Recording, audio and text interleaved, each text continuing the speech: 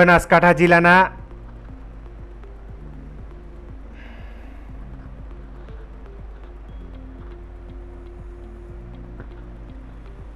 અમદાવાદમાં થોડા દિવસ પહેલા થયેલી વિમાન દુર્ઘટનામાં જીવ ગુમાવનારા નિર્દોષ લોકોને શ્રદ્ધાંજલિ આપવા માટે થરાદ માર્કેટયાર્ડ કમિટીના ખેડૂત સભાખંડમાં વિશેષ શ્રદ્ધાંજલિ કાર્યક્રમનું આયોજન કરવામાં આવ્યું હતું।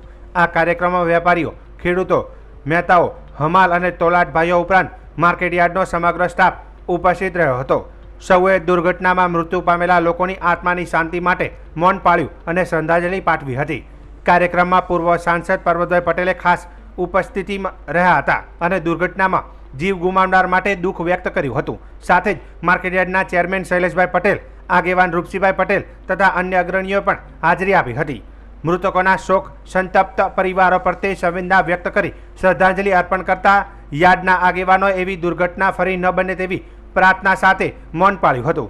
આ કાર્યક્રમ થકી થરાદના વેપાર, કૃષિ અને મજૂર વર્ગે માનવતાની ભાવના સાથે પોતાનો શોક વ્યક્ત કર્યો હતો।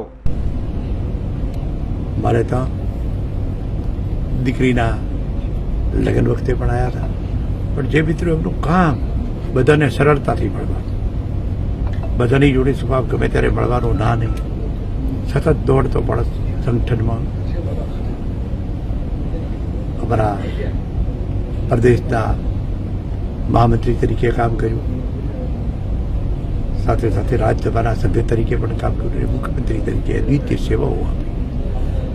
અત્યારે મિત્રો જે પ્રજાજનો વચ્ચેથી પાત્ર પ્રવાસીઓની હાથે હાથે જ્યાં વિમાન પડ્યું, એ યુવાનોની બીજે મેડિકલ કોલેજના વિદ્યાર્થીઓની હોસ્ટેલ હતી, એમાં પણ જે વિદ્યાર્થીઓ મોતને ભેટ્યા એની આજુબાજુ રહેતા માણસો પણ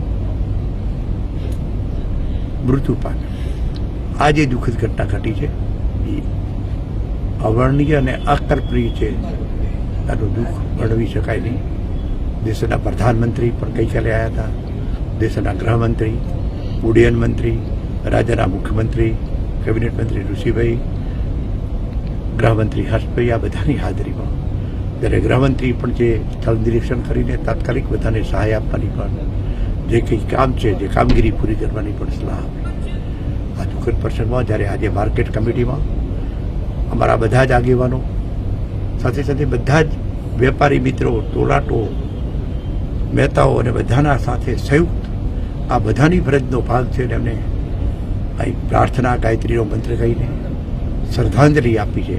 આ તબકે હું પણ આ બધા જ પરિવારોનું આ દુઃખ સહન કરવાની ભગવાન શક્તિ આપે, એમના ઉપર જે આપત્તિ આવી છે એ સહન કરવાની શક્તિ આપે, અને પરિવારજનો જ્યારે દુઃખ આવી પડ્યું છે ત્યારે એમનું પણ સ્વર્ગસ્થ લોકોનું સ્વર્ગમાં સાબેયું થાય, અહીં શ્રદ્ધાંજલિ આપું છું।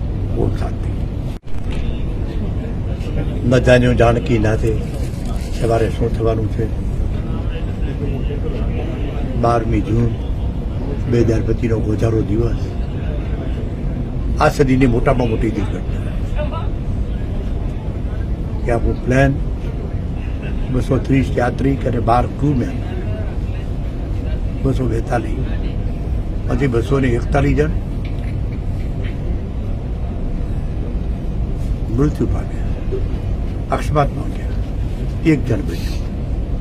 આની સાથે સાથે રાજ્યના મુખ્યમંત્રી વિજયભાઈ રૂપાણી પણ આ પ્લેનમાં સાથે હતા, દીકરીને મળવા લંડન જઈ રહ્યા હતા, એમનો પણ સ્વર્ગવાસ થયો।